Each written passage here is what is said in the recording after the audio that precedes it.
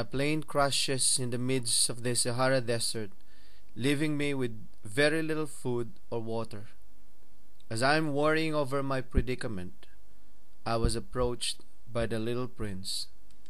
If you please draw me a sheep. What? Draw me a sheep. I drew him a sheep, and we became friends. I learned that little prince comes from a small planet called asteroid 325.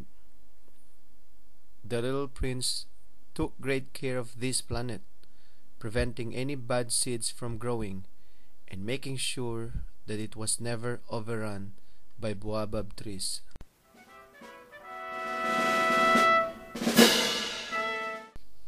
One day, a mysterious rose sprouted on his planet.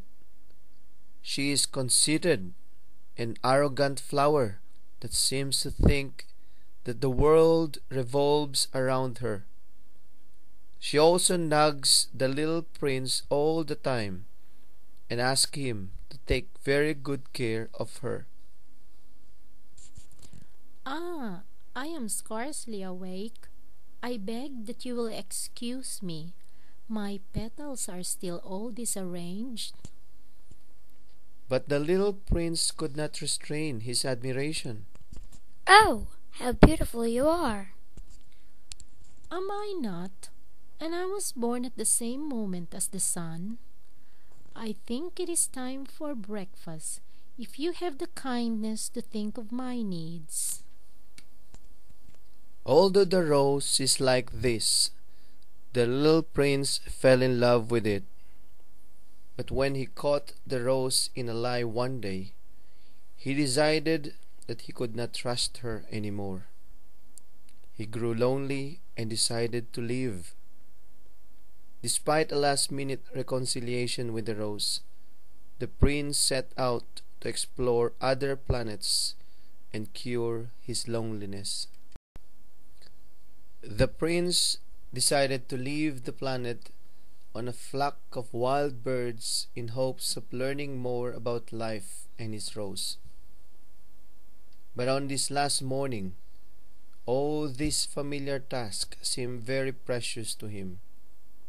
And when he watered the flower for the last time, and prepared to place her under the shelter of her glass globe, he realized that he was very close to tears. Goodbye, He said to the flower, but she made no answer. goodbye. He said again.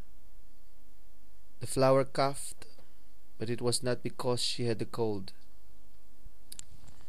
I have been silly. I ask your forgiveness. Try to be happy. The first asteroid he visits has a king. He's very arrogant and believes that he rules over the universe, including the stars and the planets. Sire, over what do you rule? Over everything. Over everything? Over all that. Over all that? For his rule was not only absolute, it was also universal. And the stars obey you? Of course.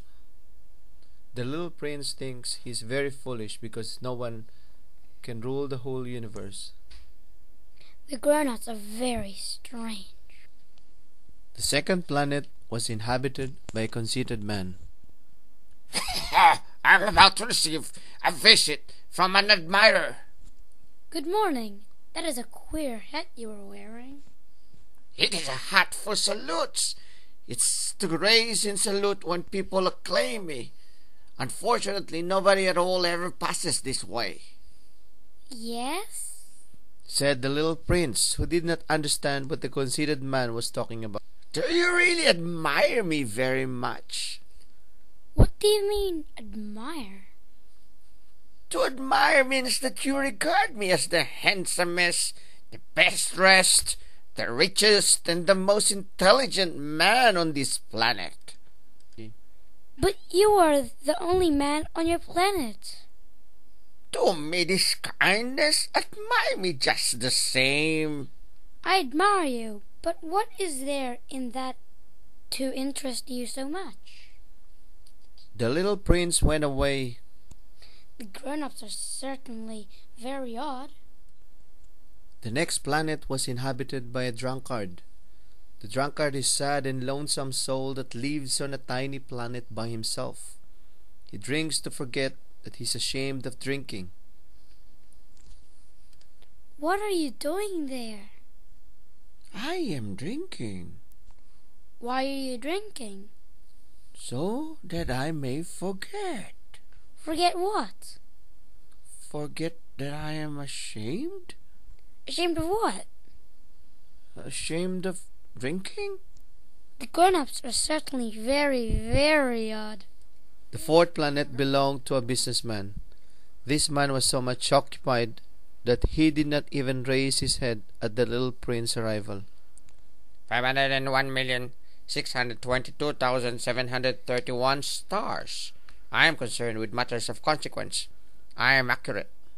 And what do you do with these stars? What do I do with them? Yes. Nothing.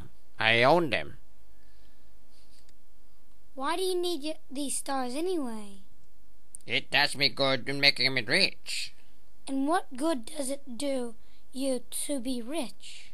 It makes me possible to buy more stars. If any are discovered, The grown-ups are certainly altogether extraordinary. The next planet was 10 times larger than the last one. It was inhabited by an old gentleman who wrote voluminous books. The geographer draws maps in his atlas.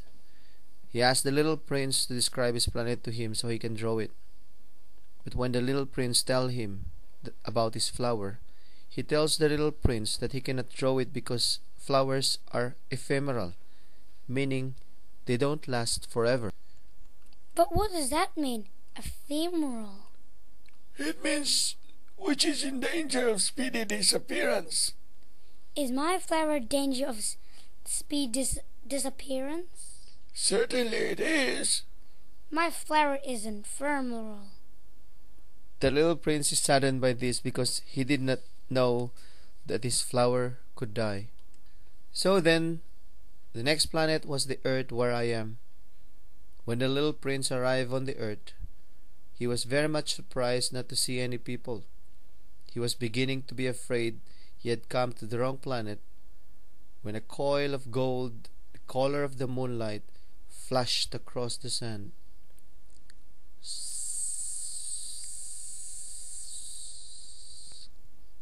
You are a funny animal.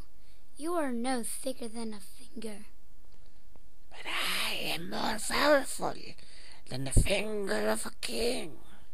You are not very powerful. You haven't even any feet. You cannot even travel. I can carry you further than any ship could take you. He twined himself around the little prince's ankle like a golden bracelet. Whoever I touch, I send back to the earth from whence he came. But you are innocent and true, and you come from a star. You move me a pity. You are so weak on this earth made of granite. I can help you someday if you grow too homesick for your own planet. I can. Oh, I understand you very well. But why do you always speak in riddles? I sold them all.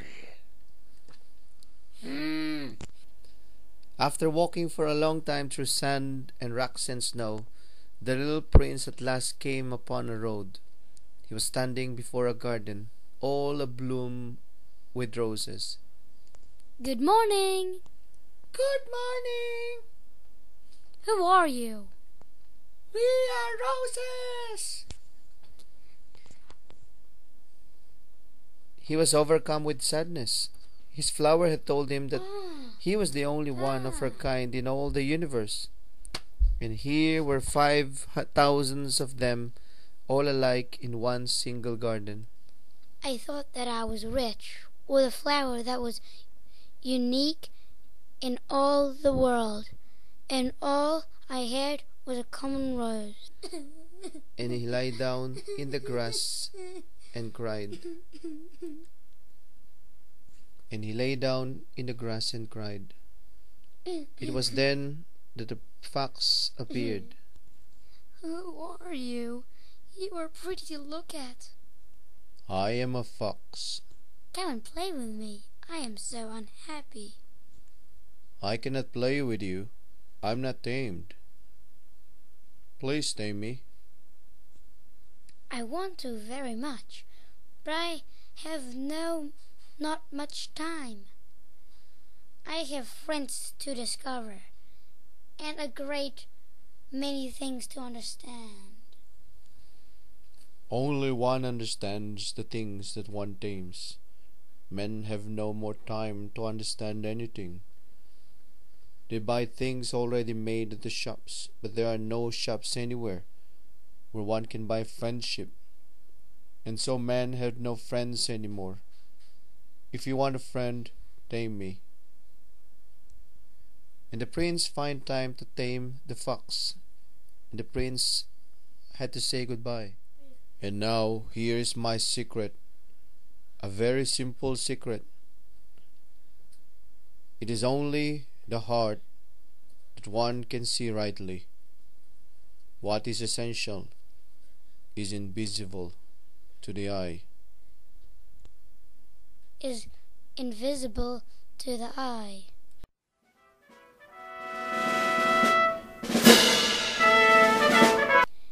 It was wrong of you to come. You will suffer. I shall look as if I were dead, and that will not be true. You understand, it is so too far. I cannot carry this body with me. It is too heavy, but it will be like an old abandoned shell. There is nothing sad about old shells. He was little discouraged, but he made one more effort. You know, it will be very nice. I too shall look at the stars. All the stars will be wells with rusty pulley. All the stars will pour out fresh water for me to drink. I said nothing. That will be so amusing. You will have 500 million little bells, and I shall have 500 million springs of water. And he too said nothing more, because he was crying. Here it is. Let me go on by myself. And he sat down because he was afraid. Then he said again, You know my flower. I am responsible for her. She is so weak. She is so naive. She has 4 thorns of no use at all to protect herself against all the world. I too sat down because I was not able to stand up any longer. There now. That is all. He still hesitated a little, then got up. He took one step, and I could not move. There is nothing there but a flash of yellow close to his ankle.